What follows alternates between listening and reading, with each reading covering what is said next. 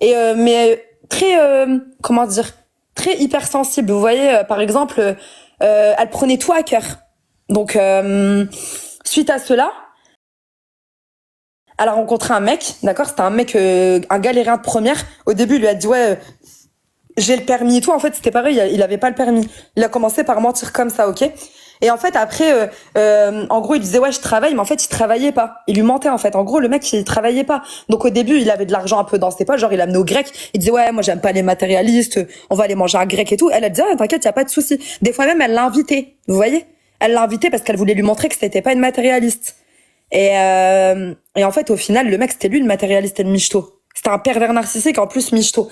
Ça fait qu'en fait, après, il commence à lui dire, ouais, petit à petit, vas-y, viens. Il l'a présenté à sa mère et tout. Il avait prévu de se marier avec elle et tout. Vous avez compris. Donc ça fait qu'après, il se voyait vite fait comme ça. Mais genre, il lui disait, ouais, tu peux me dépanner, j'ai besoin de ça. De toute façon, t'es ma femme, hein, t'es ma femme. Et en fait, en gros, il l'a détruit. C'est-à-dire qu'elle pouvait plus sortir. Genre, elle allait à Auchan, au Carrefour.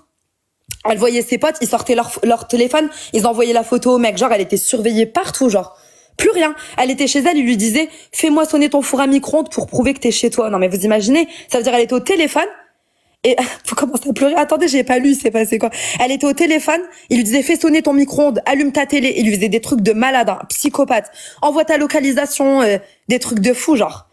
Des trucs où vraiment tu dis, c'est pas possible. Même mes parents, ils m'ont pas fait ça. Et attends, le manette de tout le monde. Grave, mytho, c'est un mytho le PN. Ouais, c'est un mytho le PN, c'est un mytho. Attendez, c'est parti. Pleurons, pleurons les amis.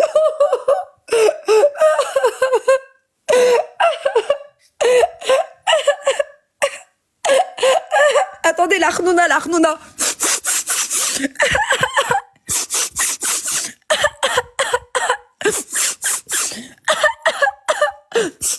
Vous entendez la khnouna ou pas? Parce que les peines, ils aiment bien la khnouna. Continue, t'as vu, mais vous avez vu, il m'a écrit continue. Continuons. Un bocal de larmes pour Ous.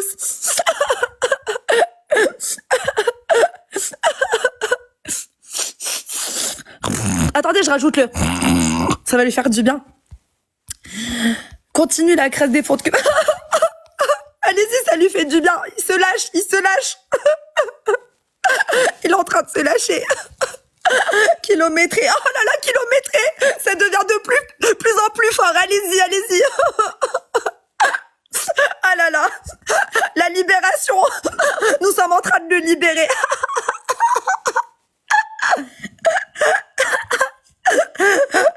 C'est comment dans les caves? Regardez, il sourit, jubile, mort de rire, il a écrit. Pleurons pour le faire rire, pleurons.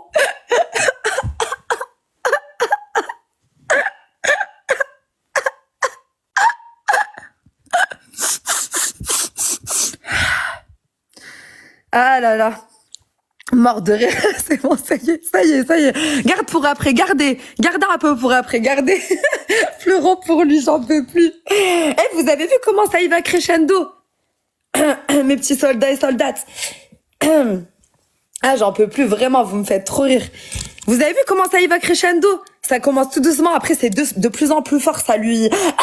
Vous voyez? Quand il voit des personnes pleurer, ça le... Tu vois, comme l'exorciste.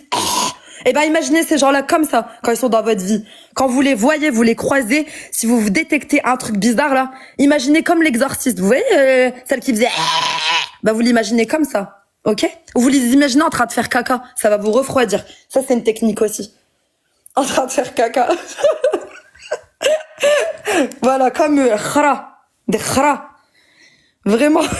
Eh, vous l'imaginez en train de pousser et faire caca, vous allez voir. Votre cerveau, il va faire bah. Ça peut vous aider, ça aussi.